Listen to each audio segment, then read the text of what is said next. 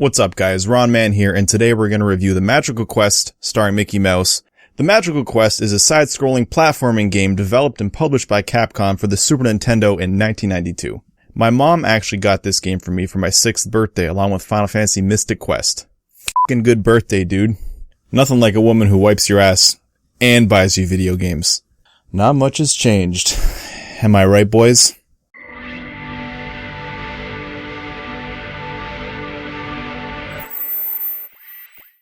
The story follows Mickey as he attempts to save Pluto from Pete. Upon turning the power on, you'll notice that there's an options menu where you can adjust the difficulty to easy, normal, or hard, as well as change the controls. You'll also notice that there's a 2-player mode. Unfortunately, it's 2-player alternating, and when I was a kid I thought for sure player 2 would be Minnie. Nope. But if you get the Game Boy Advance version, you can actually play as Minnie. When you start a new game, you'll see an overworld map. Now, I love overworld maps. I don't know what it is. I just love the look of them. And you'll see that there are 6 levels in total. The first level is called the Treetops. Now, moments after you begin this, you'll come to a barn. Once inside, you'll get filled in, and this guy casually tells you that your dog was stolen by Pete. Like, I always thought it was so funny how casually he just tells you, oh yeah, your dog's stolen. Have fun with that. Like, I actually picture him out doing his grocery shopping, and he sees Pete take Mickey's dog for no reason, and he looks and he's just like, that's a dog theft. The cheese is on sale. Like, yeah, your dog's stolen. Have fun. This level is pretty neat. You can grab these tomatoes and do this. And then you can grab onto them and fly up. This level isn't very difficult, and in fact, this whole game isn't very difficult. In some levels, there are mini-bosses. Like this guy, who I always thought resembled Beastly from Care Bears. You just jump on his head or throw his buddies at him. I always thought this was kind of odd. When you're coming down the ramp on the tomato, if you jump up here, you'll actually find a store with nothing for sale. Like, why? I always wondered that, and maybe someone can tell me why, but anytime I play this game, I run into the store and there's always nothing for sale. Now, I never have enough money to buy anything, but the point is still there. Why is there a store here? I mean, am I missing something? Throughout all the levels in this game, there's always stuff to find, whether it be money, heart containers, fruit, Mickey dolls, or stores. Some of these are out in the open, but some of them are pretty well hidden. So you continue through level 1, and you get to this part where there's a dam, and there's a beaver down here. Now here's a little trick you can do next time you play this game. Just throw a block at this guy's face, and then swim through his dam. You'll get a 2-up. Pretty cool. Eventually you get to the boss, which is a huge snake, and I find it so much fun to fight this guy. You can take these blocks and throw them right in the center of his face, and you can even take parts of his tail and throw them at his face. It's just a lot of fun. Stage 2 is the Haunted Forest. At the beginning of Stage 2, the ghosts will appear and give you your first suit. This suit allows you to shoot magic as well as breathe underwater. So again, you're going to go through this level while avoiding enemies. Watch out for these fish though, they're a one-shot kill. There's a part where you have to swim through a tree, and I find the sound of the sap percolating oddly satisfying.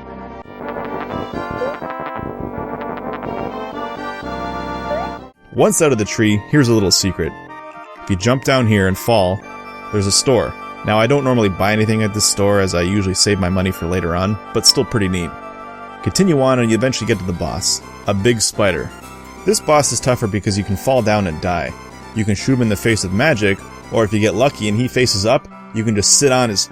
I'd sit on his face. I'd sit on his face. I sat on his face. After defeating the spider, you'll enter a... what the f*** are they called? An elevator. After defeating the spider, you'll enter an elevator and go down. This level's called Fire Grotto, but I think we all know where he's going. So it starts off with an auto-scrolling section, we fight Beastly again, and after that we get the Fireman outfit, which is actually my favorite outfit. With it, you can put out some fires, as well as push certain blocks. Also, this level's music is awesome.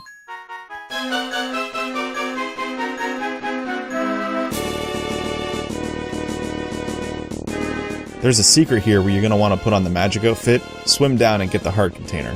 Now there's a shop here, and when I play the game I usually like to buy the magic upgrade, so if I happen to have 300 coins I'll buy it here. But if I don't, I usually move on. Now you can actually farm coins here if you enter the shop, exit the shop, and you keep doing loops like this, you can farm coins. But I find it's usually not worth the time to sit here and farm, and I usually just wait until later to get the magic upgrade. Fire Grotto ends with the coolest boss fight. At least it's my favorite boss fight. Then we move on to Pete's Peak, a windy mountaintop. Another very cool level. You meet up with Goofy and he gives you the mountain climbing outfit. This outfit can be really fun to use, but this level can be kinda tricky because there are some tough jumps, there's wind, and spikes, amongst other obstacles. This level concludes with a boss fight against a big-ass bird. I use the grapple hook to steal his eggs and throw them back at him. Sometimes he'll fly past, and you'll need to hook onto these pegs so he doesn't blow you away. Next we have the Frozen Plains, and this is actually the level that I enjoy the least. It's just really short, it's not very hard at all, it's just a little bit slippery, and even then it's not a big deal. You'll just walk for a few seconds and then fight a boss which looks like Pete as a walrus. So just soak him and jump on his head. Finally we arrive at Pete's castle. Mickey is scared as the door slowly opens. And I always wondered, where the f***'s that door going? The door is like 20 feet tall, and there's only a few more feet above the door, so where's the door going? This level is okay, it's not my favorite. It's certainly the biggest and the hardest, and it tests most of the skills you've acquired up to this point. You'll need to use magic and water. So if I didn't buy the magic upgrade earlier, this is when I'll buy the magic upgrade. There's a store right down here, and I picked the magic upgrade because the magic actually does more damage than the water, which I find kind of a bummer because I enjoy the water more. I think the water is more fun to use. All the mini-bosses in the game are seen here in the castle, but if you know the layout, you can skip them all and go straight to Pete, which is what I do, like every time.